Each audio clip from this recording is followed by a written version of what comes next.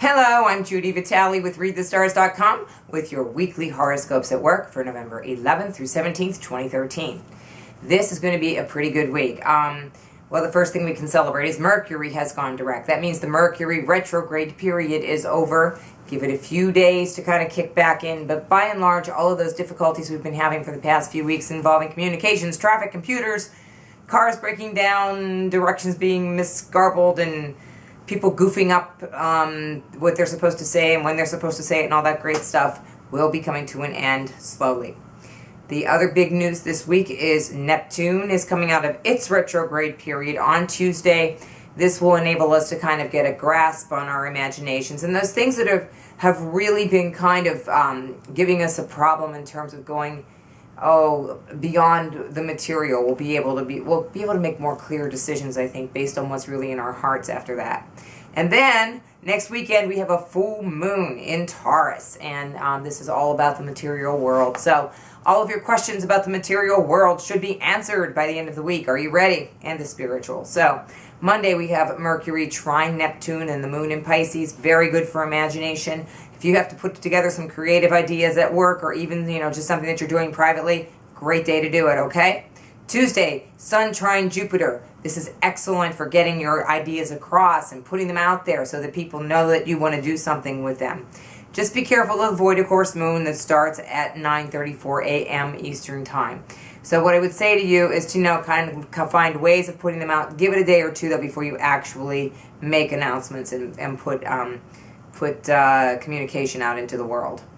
Wednesday, the moon will be back in Aries, so people will be ready for action.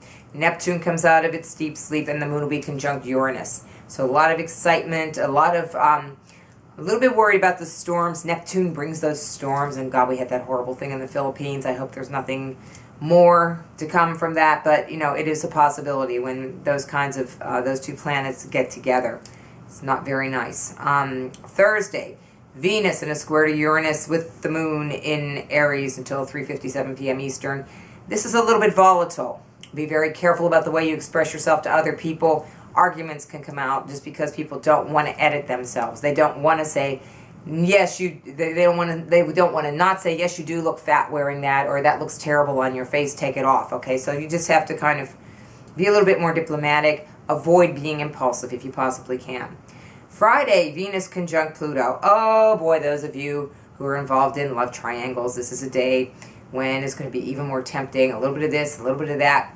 You know what? Be honest with yourself. And if you can live with that and you can find two people who can live in a triangle with you, more power to you. Hey, I have Venus and Gemini. Anything can happen. But for those of you who feel bad about it or would feel guilty by doing it, you have to be honest and come clean with it and, be more clear about the way that you express yourself in those relationships.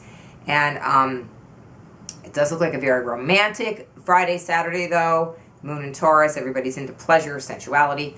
Moon trine Pluto, so like any kind of powerful passion that you're feeling could come to the fore. And then finally on Sunday, the full moon at 25 degrees of Taurus is really going to bring home that feeling of what makes us feel, what makes us bring our security out and onto the table so that we can deal with it and share it with other people. So I think that a lot of questions will be answered at this point in time. A lot of events, a lot of culminations. It's a very interesting moment because Saturn is also very close to that area of the sky. Although it's not right there right now, it's coming toward it. And so it's going to be something that we look back and remember that full moon is a time when something came to culmination that led to some other events. So that's what I have to say about this week. If you'd like to learn more, I will be posting on Facebook and Twitter. So make sure you're following us on there, readthestars.com or Judi Vitale. It all comes on my private page as well.